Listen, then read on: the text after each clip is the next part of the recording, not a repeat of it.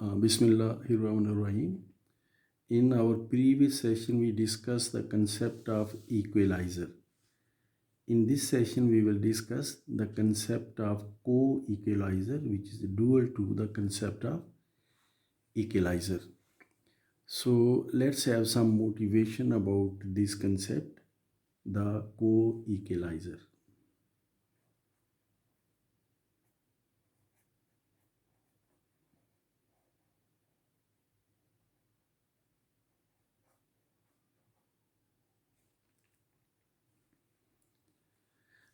As I have already said that this concept is dual to the concept of equalizer.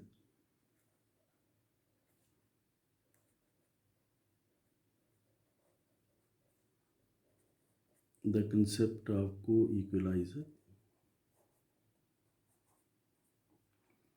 is dual to the concept of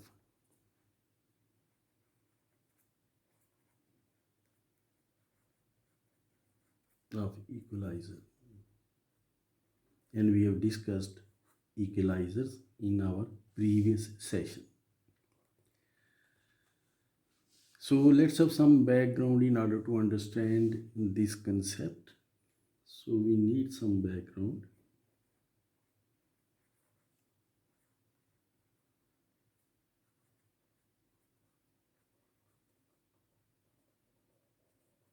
In order to understand this concept,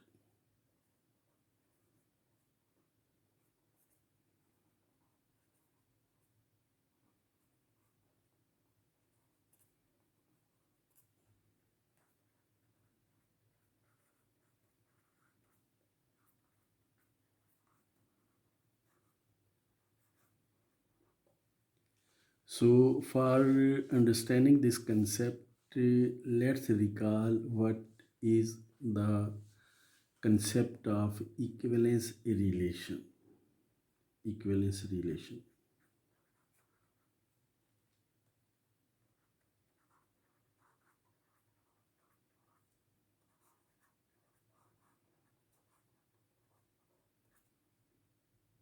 We know that a relation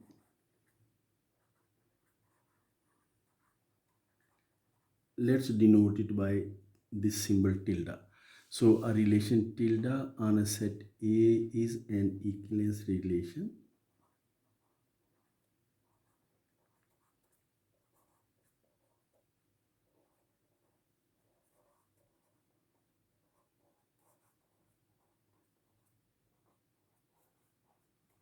You know that there are three conditions for tilde to be an equivalence relation, and first condition is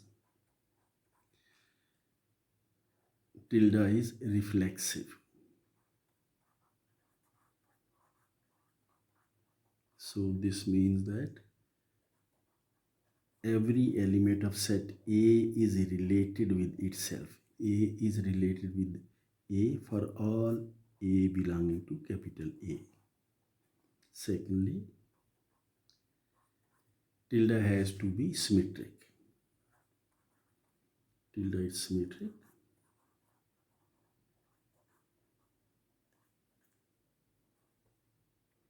That is, if A is related with B, then B is related with A.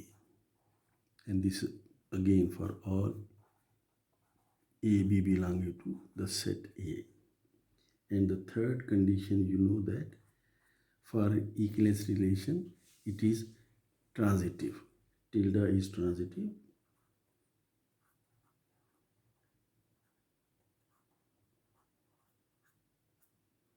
And the condition for being transitive is, that is, if A is related with B and B is related with C, then A is related with C. Again for all A, B, C in the set capital A. So this is in fact definition for a relation to be an equivalence relation.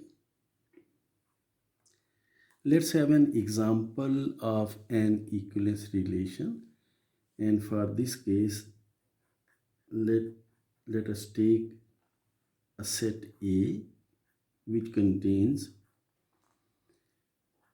elements A, B, C and D, and let's have a relation on this set A.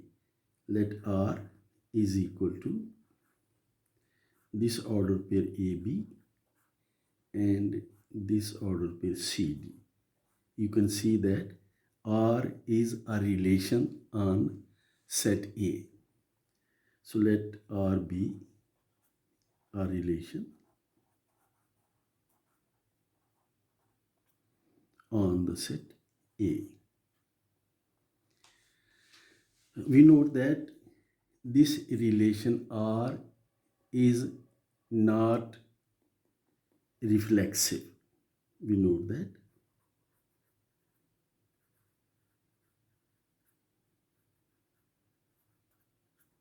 R is not reflexive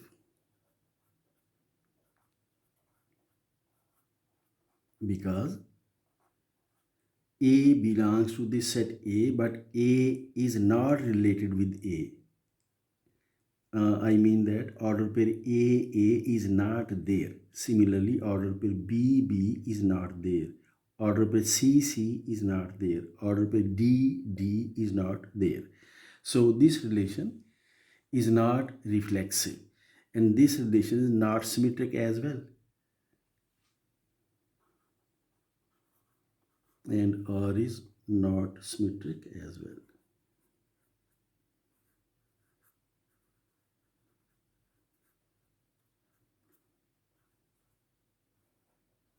And that's very easy to see that because AB order pair is in R, but BA is not in R.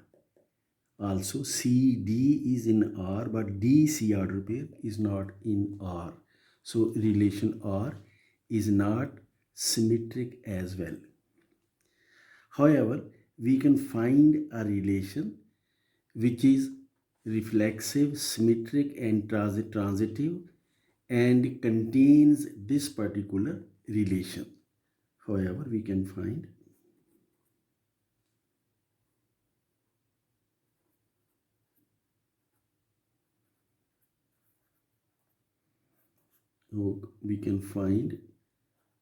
an equivalence relation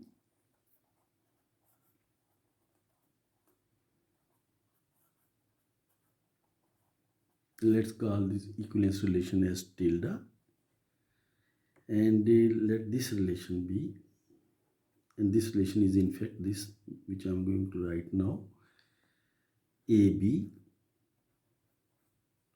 CD and then BA. CD is there, so we put DC here as well, and next we put AA, BB, CC, and I will have to move to next page in fact.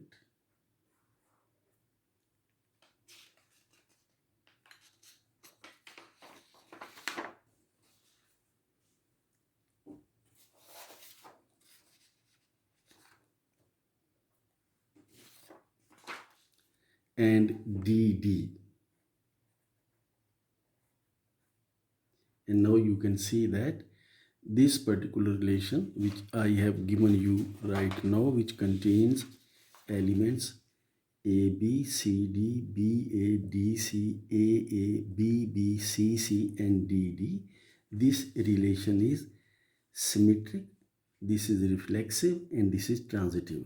This is reflexive because this relation contains AA, BB, CC and DD.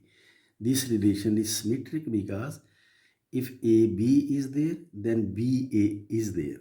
CD is there, DC is there. And similarly, you can say for C for these as well. It is transitive because AB is there, then BA is there, A is related with B, B is related with A, therefore A is related with A is present in this relation, and you can check for all the elements. So this relation is an equivalence relation. So having noted that this relation is an equivalence relation, we note another thing. We note that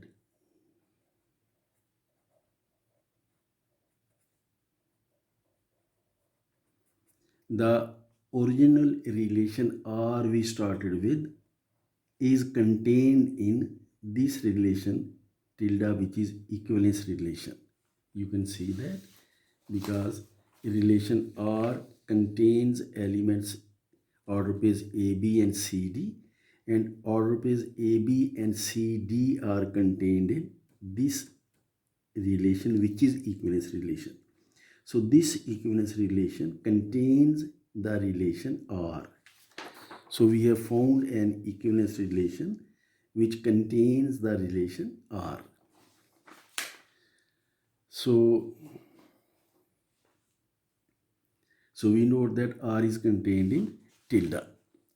And you can also note that tilde is the minimal equivalence relation which contains R. You can also note that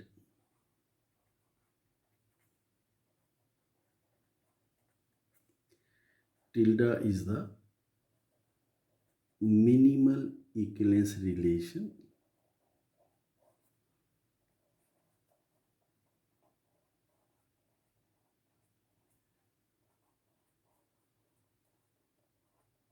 which contains the relation R.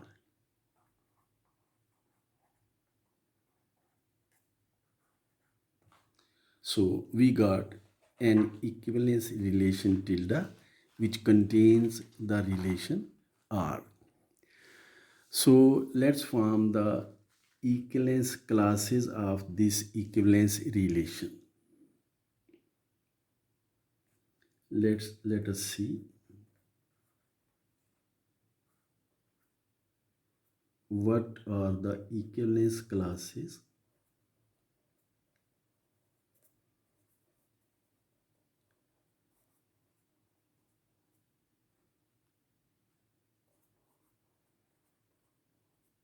of this equivalence relation tilde.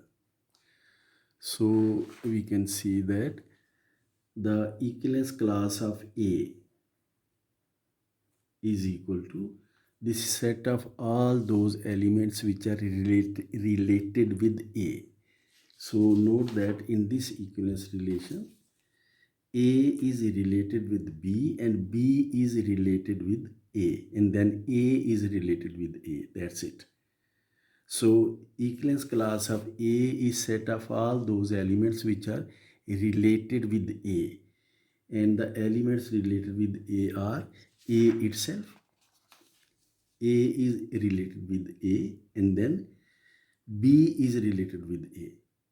So elements which are related with A are A itself and B. So this is equivalence class of A. And similarly, you can see that the same is the equivalence class of B, because elements which are related with B are B itself and A. Elements which are related with B are B itself and A. So equivalence class of A is same as equivalence class of B. Similarly, equivalence class of C is equal to, you can easily see that equivalence class of C is CD, and this is the same as equivalence class of D. So we have only two equivalence classes, that is AB and CD, and therefore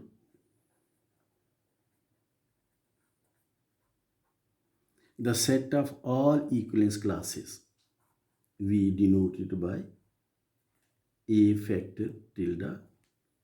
So the set of all equivalence classes under this equivalence relation is given by this equivalence class and this equivalence class, because there are only two equivalence classes under this equivalence relation. So having said that, we can easily see that what is the canonical map. We have the canonical map.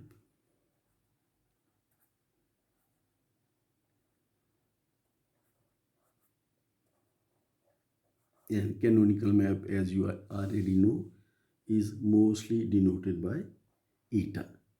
So eta from set A to the set of equivalence classes, eta is defined as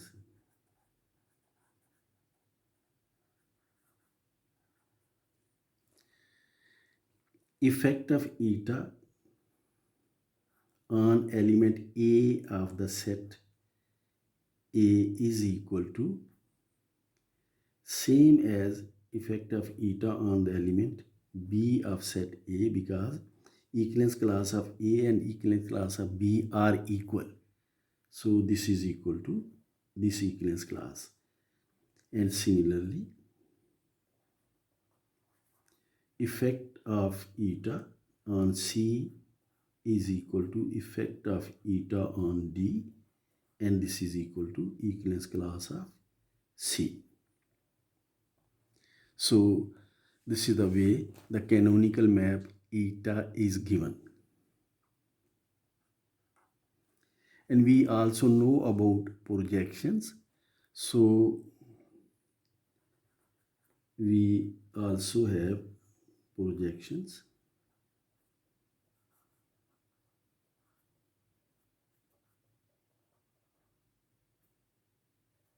And these projections we can define on the relation R. So from R to set A, first projection, this is given by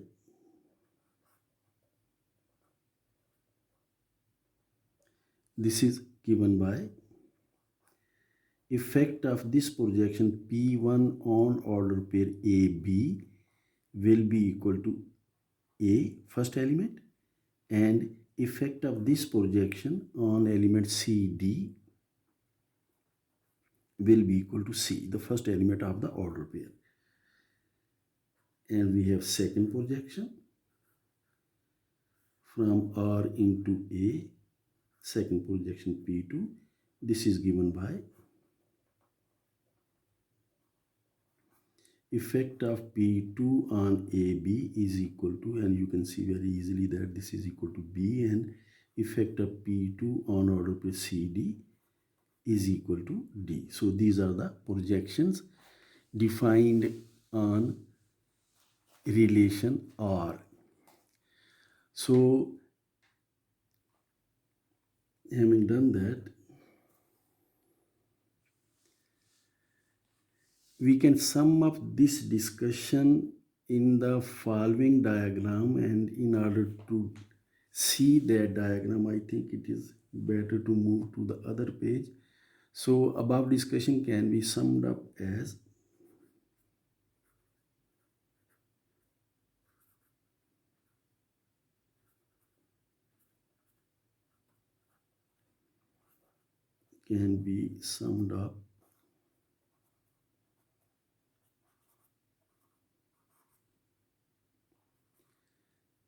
let's move to next page.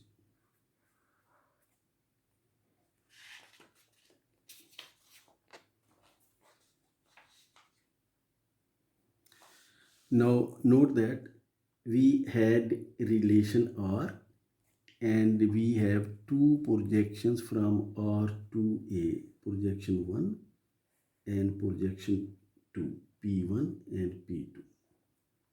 So these projections are from R to A, and then we have canonical map from A to A factor tilde.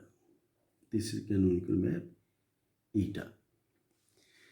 And we note that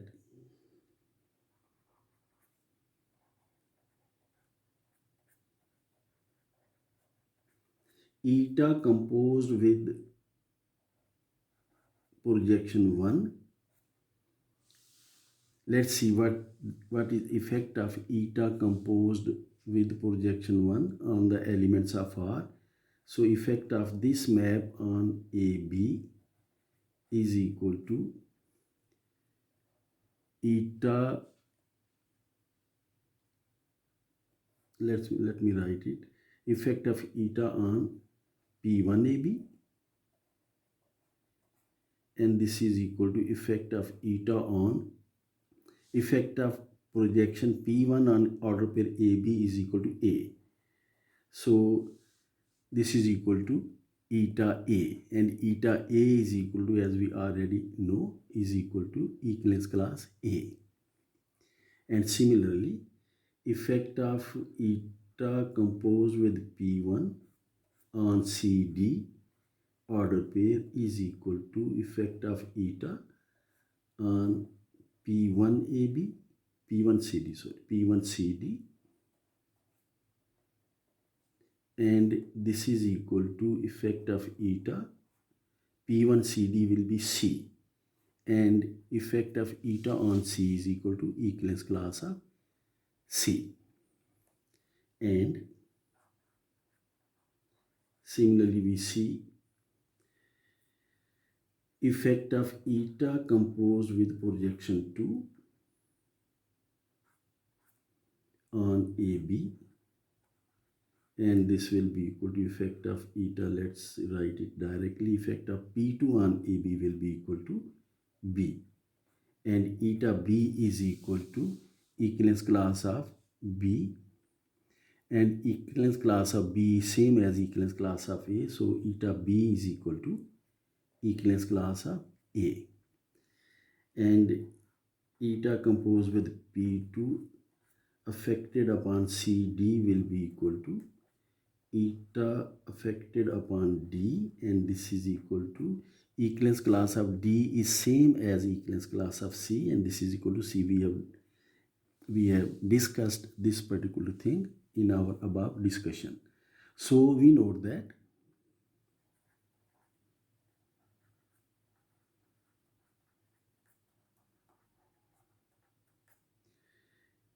eta composed with P1 is equal to eta composed with P2. You can see that eta composed with P1 effected upon AB is equal to equivalence class of A, and eta composed with P2 affected upon AB is equal to equivalence class of A again.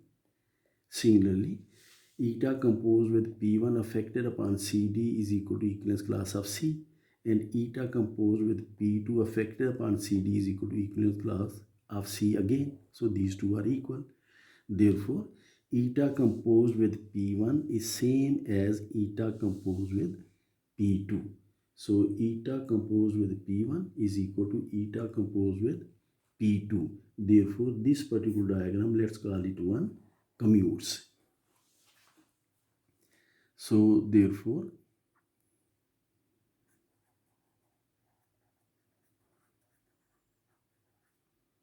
one commutes. So we have noted that diagram 1 is a commutative diagram.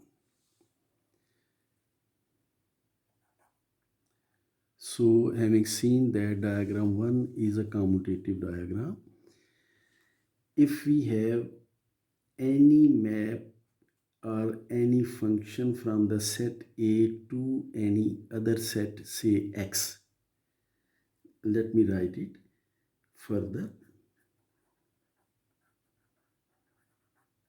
Let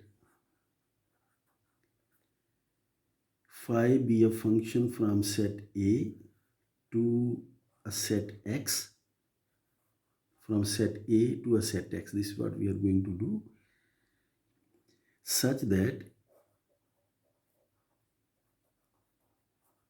phi composed with projection 1 is equal to phi composed with projection 2. This is same property which is satisfied by function eta. if this property is satisfied by a function phi, let me draw the diagram, then it will be easier to understand that. So this is the diagram we already had. We have relation R and two projections P1, P2 to the codomain A, and then we have canonical map eta from A to A factor tilde. Now, what we are saying is that if there is a map from A to a set X, then which satisfies this particular condition, that phi composed with P1 is equal to phi composed with P2, then we can define a unique map. Then we can define a unique map, a unique function, because we are working in sets in fact. So we can define a unique function from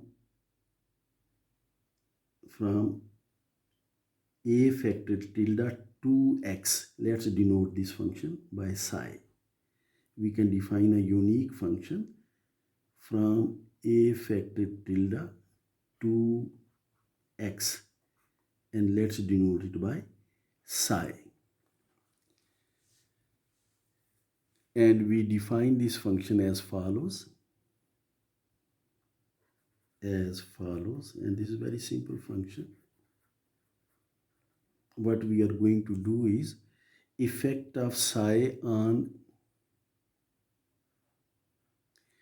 equivalence class, let's say equivalence class A,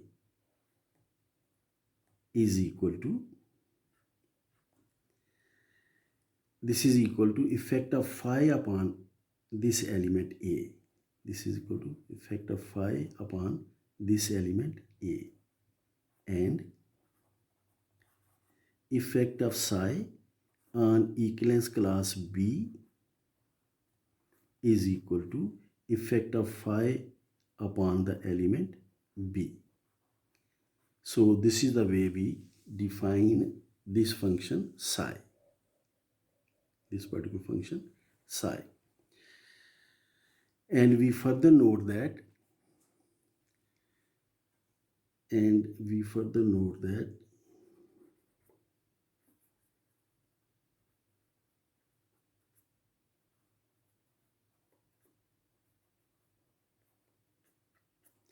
psi composed with eta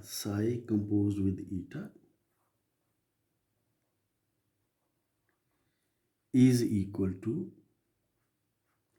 phi. And you can check it very easily. It is very simple to check that. Note that this is a unique function. You can see that this can be the only function which can be defined, which makes this particular diagram commute. So psi circle eta is equal to phi. This diagram commutes. So having done that,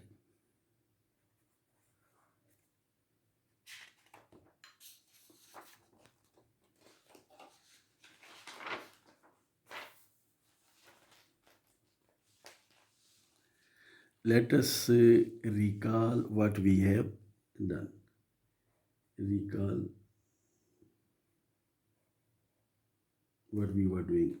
Note that we started with a relation R, which is defined on a set A. So therefore we have projections P1 and P2 from relation R to set A, because you know that relation R is a subset of A cross A. So you must have projection from R to A. And next we obtained an equivalence relation which contains R, and we formed equivalence classes. So this is the set of equivalence classes relative to the equivalence relation tilde, which is obtained from relation R, and we have canonical map here. This map is eta, and we noted that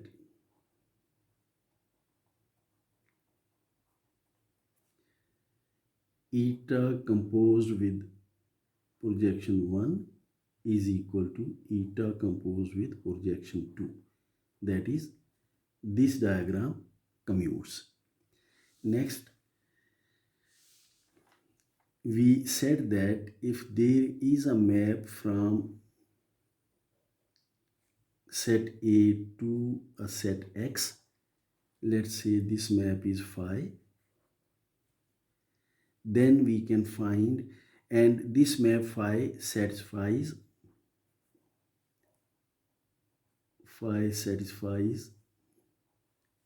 similar conditions, that is phi composed with projection 1 is equal to phi composed with projection 2. Then there exists a unique map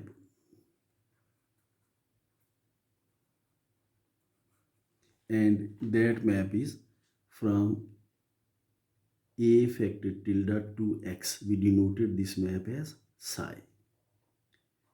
Then there exists a unique map from A factor tilde to X denoted by psi, such that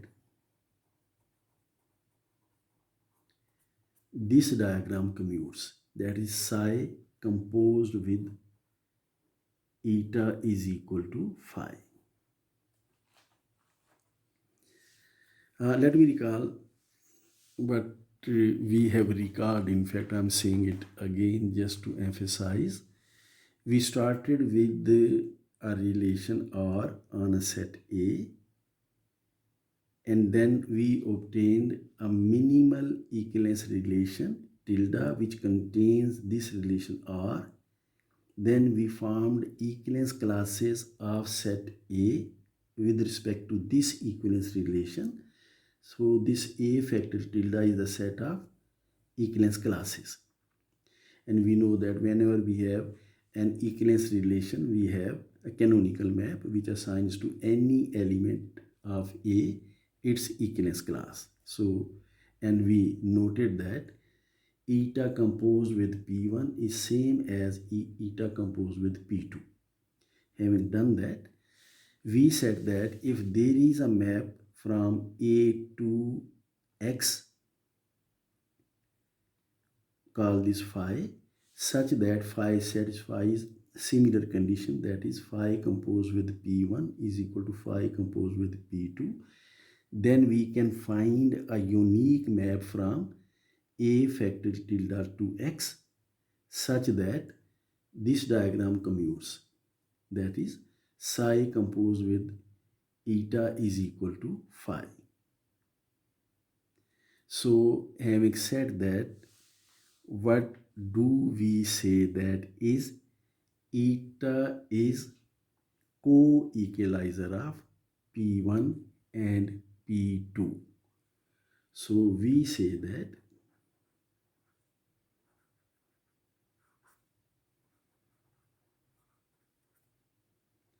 the map eta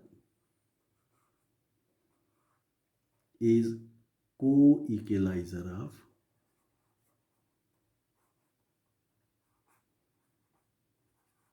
of projections P1 and P2.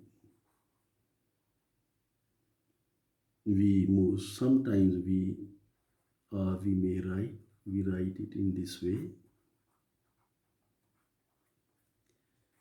co-equalizer of P1 and P2 is eta.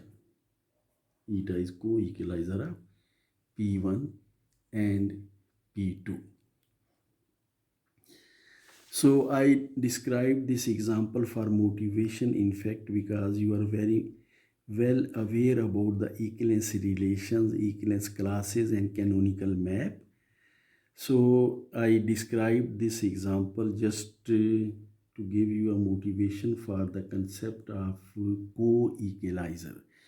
Now let's sum up our discussion in the form of definition of co-equalizer.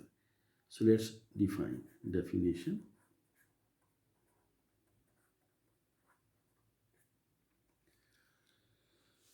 So a map from object A to object B,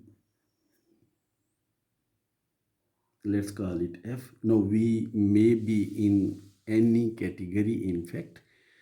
So a map F from A to B is co-equalizer of maps,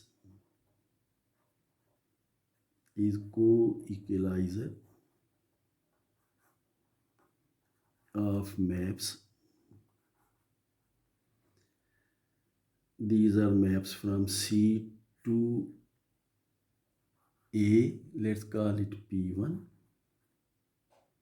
and second map is from C to A, we call it as P2. Similar maps as you see here. So a map F is co-equalizer of these two maps P1 and P2 if we have two conditions. First of all, the diagram I am going to draw is commutative. So first condition is that this diagram C to A, we have two maps P1 and P2, and then from A to B we have this map F. So this diagram is commutative, and you know that what does this mean? This means that F composed with P1 is equal to F composed with P2. This is what commutativity of this diagram means. And secondly, we are going to say something like this. If there is a map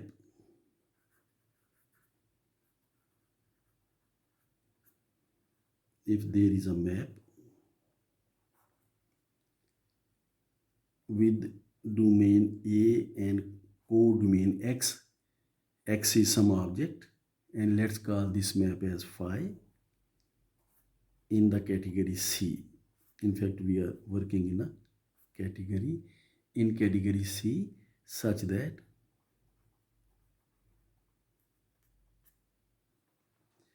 phi composed with,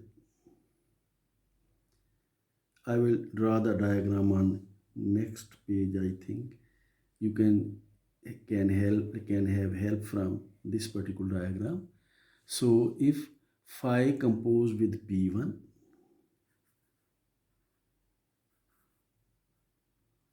is equal to phi composed with P2, then there exists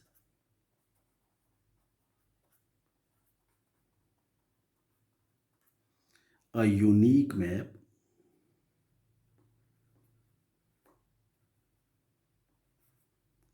psi from B to X such that psi composed with F is equal to phi. So you will be able to understand what I have written here when I draw the diagram. But for the time being, you can understand this with the help of this particular diagram. Psi circle, psi composed with F. This is exactly the same thing as it was here. Psi composed with eta is equal to phi. So let me draw the diagram.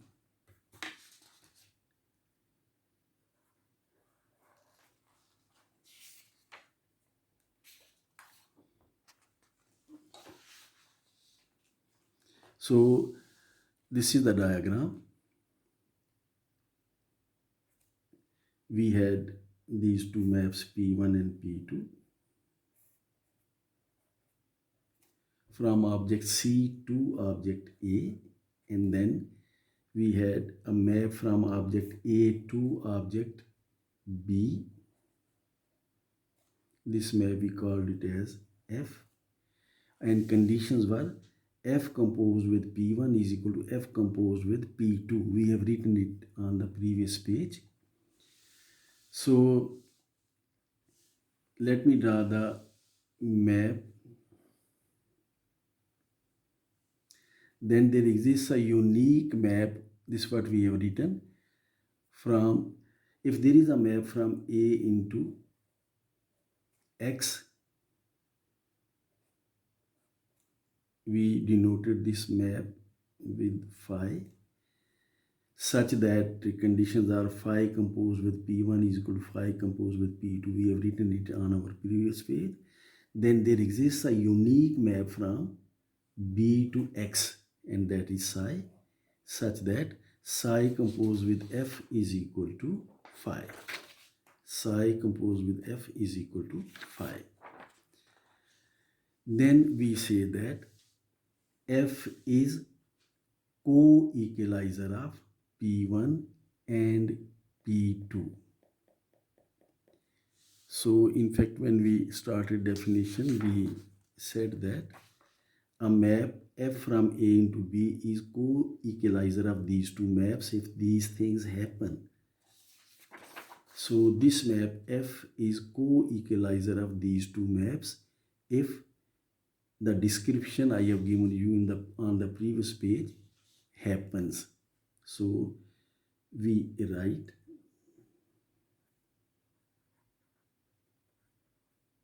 F is co-equalizer of P1 and P2. F is co-equalizer of P1 and P2. So this is the definition of co-equalizer.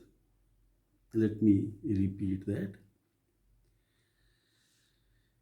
F is co-equalizer of these two maps P1 and P2 if, number one, F composed with P1 is equal to F composed with P2. And secondly, if there is a map from A to an object X such that phi composed with P1 is equal to phi composed with P2, then there exists a unique map from B to X psi such that psi composed with F is equal to phi. If these conditions are satisfied, then this map F is called co-equalizer of these two maps P1 and P2. So having said that, let's come to a proposition.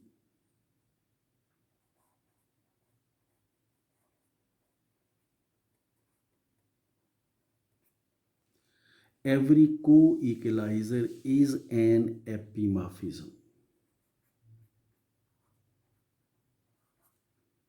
Every co-equalizer is an epimorphism.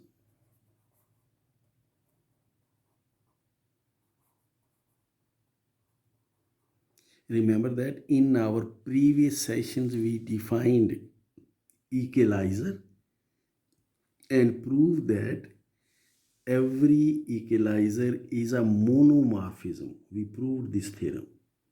Now we have defined co-equalizer, and we have noted that the concept of co-equalizer is dual to the concept of equalizer. And we have to prove that every co-equalizer is an epimorphism. Now on your own, please compare this diagram which we have used in order to define co-equalizer with the diagram which we have drawn for equalizer.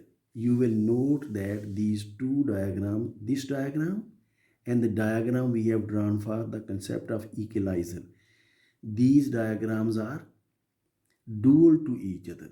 Recall that for equalizer, we had a map from some object to C, and then we had two maps on the right hand side, and you can compare this diagram with the diagram of equalizer. You will be able to see that these two diagrams are dual to each other.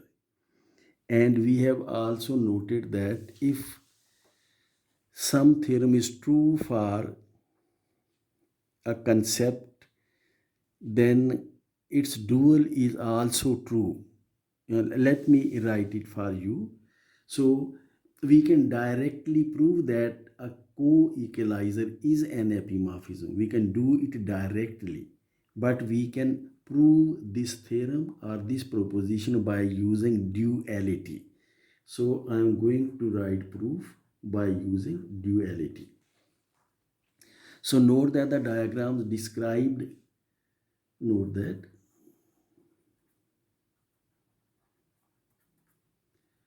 the diagram describing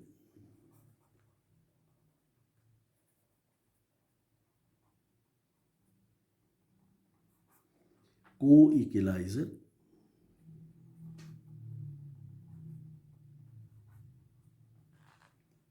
is dual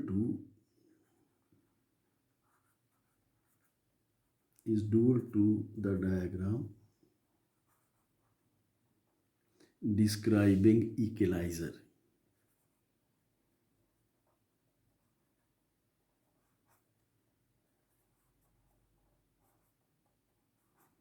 You must verify this sentence on your own. Draw the diagram which defined equalizer and then place that diagram in front of this diagram, and you will see that the diagram which defines equalizer is dual to the diagram which defines co-equalizer. You have to do it on your own, and please do that. So note that the diagram describing co-equalizer is dual to the diagram describing equalizer. Since an equalizer is mono, an equalizer is mono, and dual to mono is epi. So since an equalizer is mono, therefore by duality,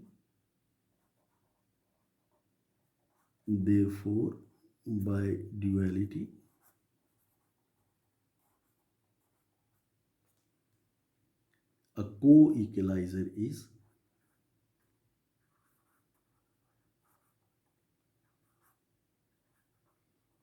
epi. So since an equalizer is mono, therefore co-equalizer is epi, and this proof is by using the concept of duality. You can prove it directly as well, and it is advisable to prove it directly on your own. So we have proved that every co-equalizer is an epimorphism by using the concept of duality. So let's have a few notes. In the category of sets, every co-equalizer is onto function and every onto function is co-equalizer. In the category of sets and functions, every co-equalizer is onto function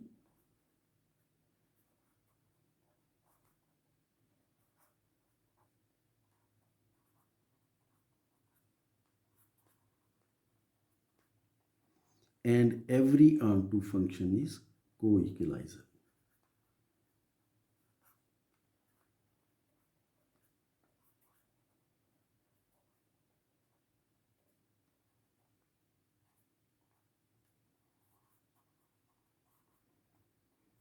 And if you pay a little attention, you can note that This sentence is dual to the sentence we wrote when we discussed equalizers.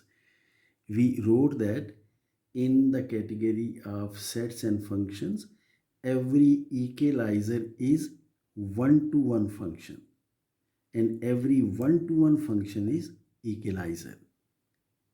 And we have simply written the same statement by using the concept of duality, that is, in the category of sets and functions, every co-equalizer is onto function and every onto function is co-equalizer. Note that when we talk about the category of sets and functions, we use the phrase function, but in case of a general category, we use map or morphism. So let's have the second note. And this is again, we have noted in the case of equalizers as well. And this is going to be the dual of that note we wrote there. In general, a co-equalizer is epimorphism. In a general category, a co-equalizer, in fact, if it exists, is epimorphism.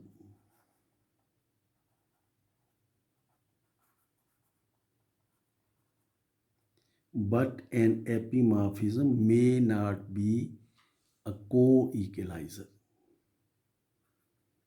But an epimorphism may not be co-equalizer.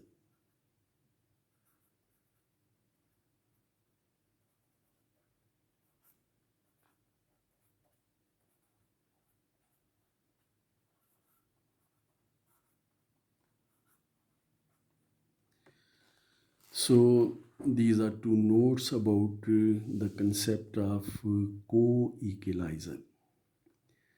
So having done that, we come to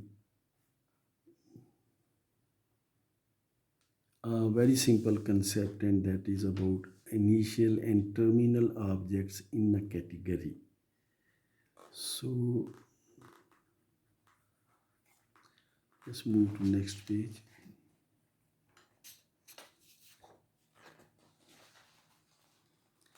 So initial and terminal objects in a category.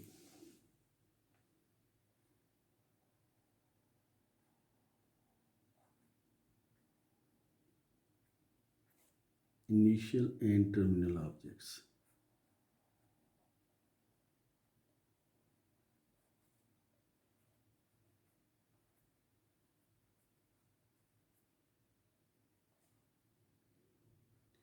For motivation,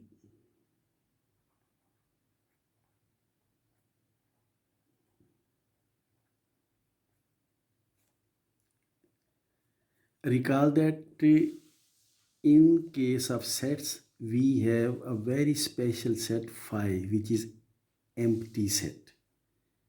Note that.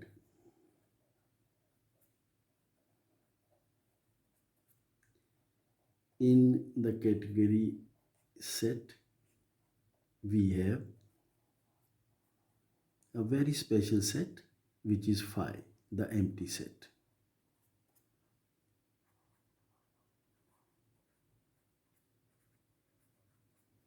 With property that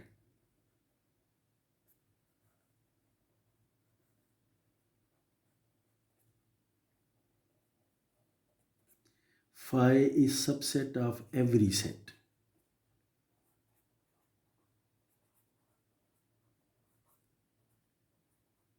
You know this very well from your intermediate, that phi empty set is subset of every set. Therefore,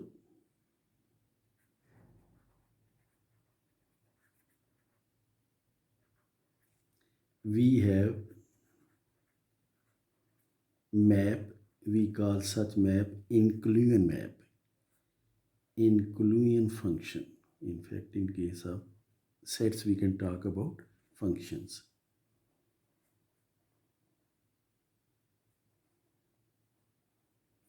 So since phi is subset of A, So we have a function from phi to a. Let's write it by I, inclusion function.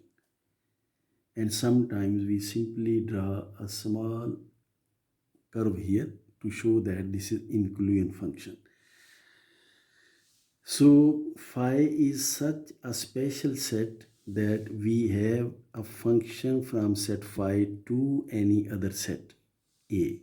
And this function, you can see that this is a unique function. This is the only function you can have from phi to a set A. So thus, therefore,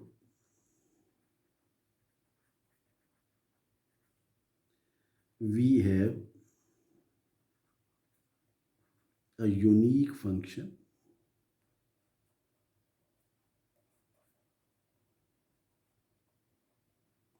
with domain phi, and codomain may be any set.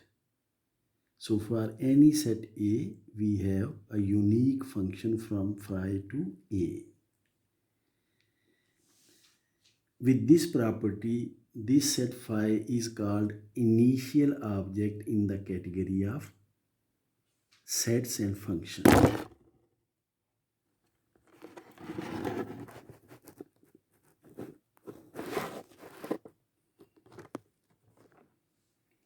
So with this property,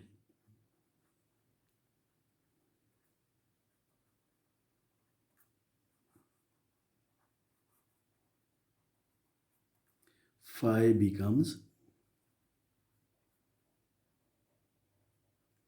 initial object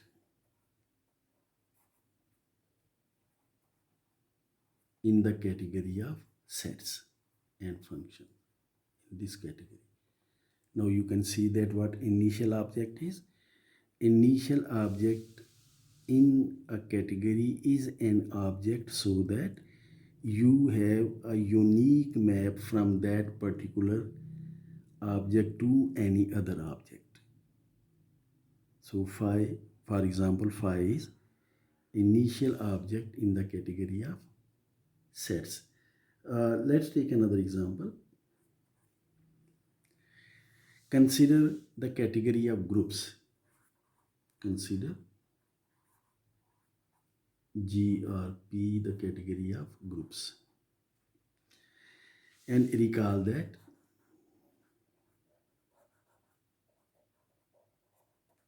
we have a very special group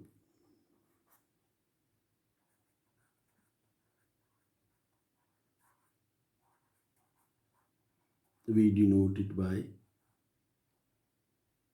E, a group consisting of only one element, which is in fact the identity element of the group. So this is a group, you call it a trivial group.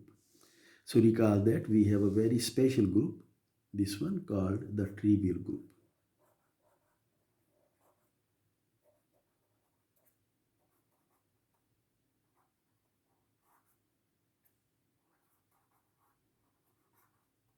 With property that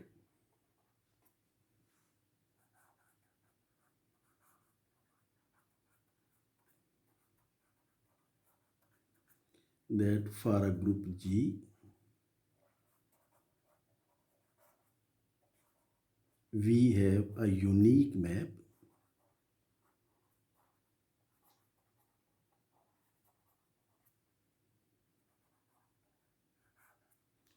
from this trivial group E to the group G, and we can denote it by any symbol. Let's call it lambda, defined as effect of lambda on this element E, which is the only element of this group, is equal to identity element of this group G.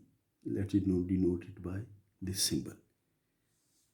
So for any group G, you can define a map with domain this particular trivial group and codomain the group you have chosen. So from this trivial group there is a map to, there is a map means group homomorphism. So there is a group homomorphism to every group. Therefore this trivial group is initial object in the category of groups and group homomorphisms. Therefore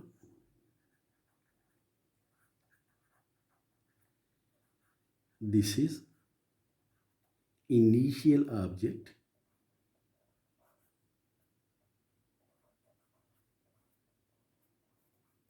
in the category of groups and group homomorphisms.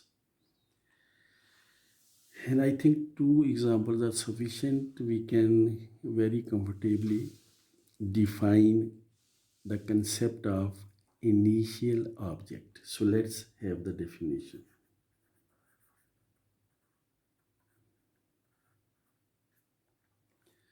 So an object, let's denote the initial object by capital I. So an object, capital I, in a category C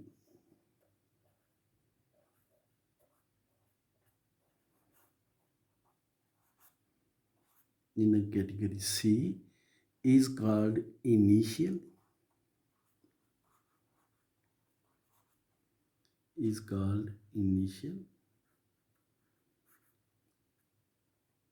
In fact, we mean initial object. Mostly we just say initial, but we mean initial object. So is called initial or initial object if and only if for any object A of C, for any object A of category C, there exists a unique map or arrow. There exists a unique map or arrow. I'm writing or arrow because in this way these phrases will settle in your mind. We talk about map, we talk about arrows, we talk about morphism. So maps, arrows, morphisms have same meaning. So if and only for any object A of C there exists a unique map from I to A. Unique map from I to A with domain I and codomain A.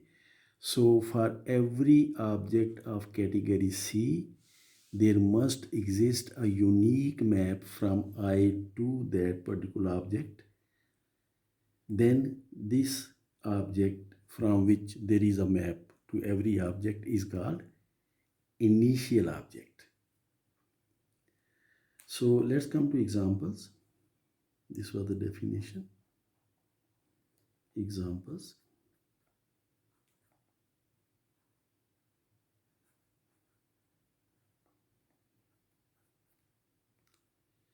And first example we are very much aware about is that phi is initial object in C.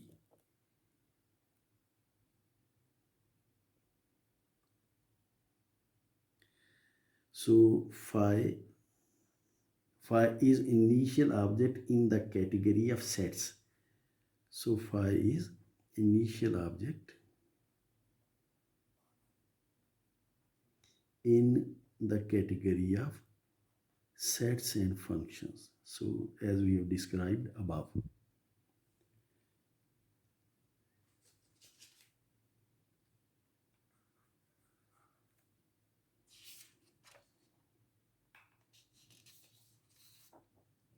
Secondly,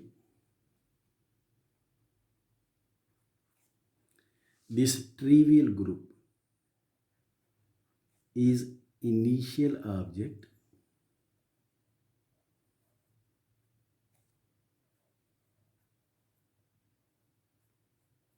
in the category of groups and group homomorphisms. And let's have another example. Z, the ring of integers. Z, the ring of integers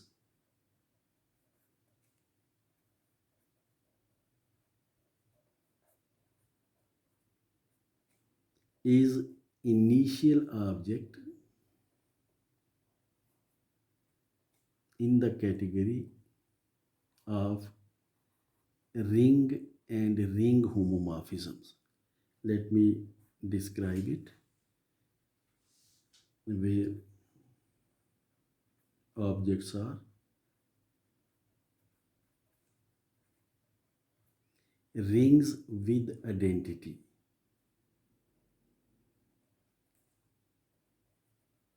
Identity means multiplicative identities. Multiplicative.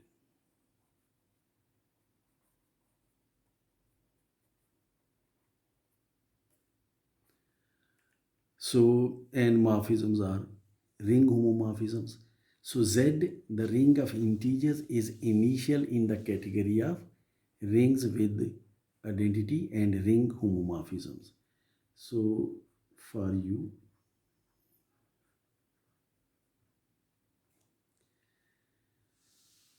and try to understand this example.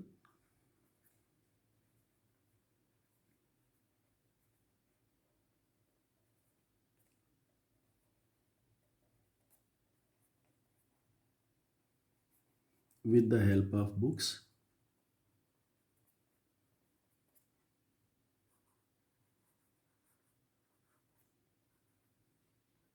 Or maybe if you like, you can take help of internet as well. So it's a very simple thing. Try to understand that from ring of integers, there is a unique map to every ring with identity. So this is what you have to see. From the ring of integers, there is a ring homomorphism to every ring with identity. And you can see it very easily. So this was about initial objects and its examples. Now let's come to a proposition about initial objects. Let's have a proposition which says that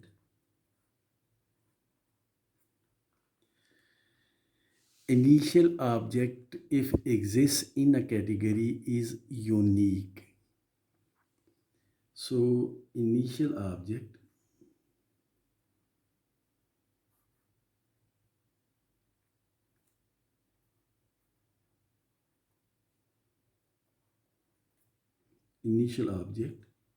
if exists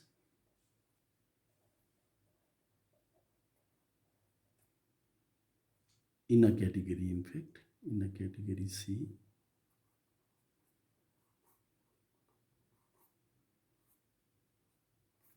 is unique.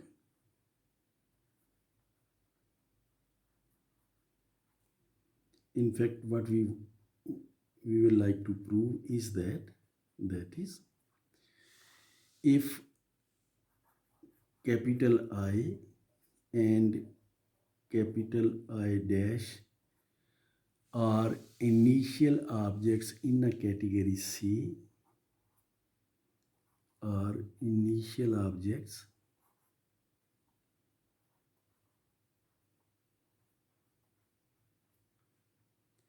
in a category C, then these two are isomorphic with each other. This is what we have to prove. If there are two initial objects, then they are isomorphic in that category. So let's have the proof.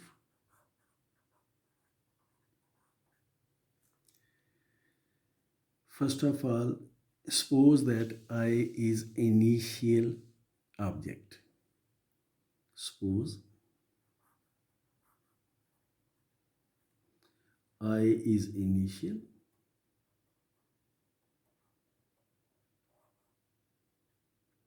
Now since I is initial, so there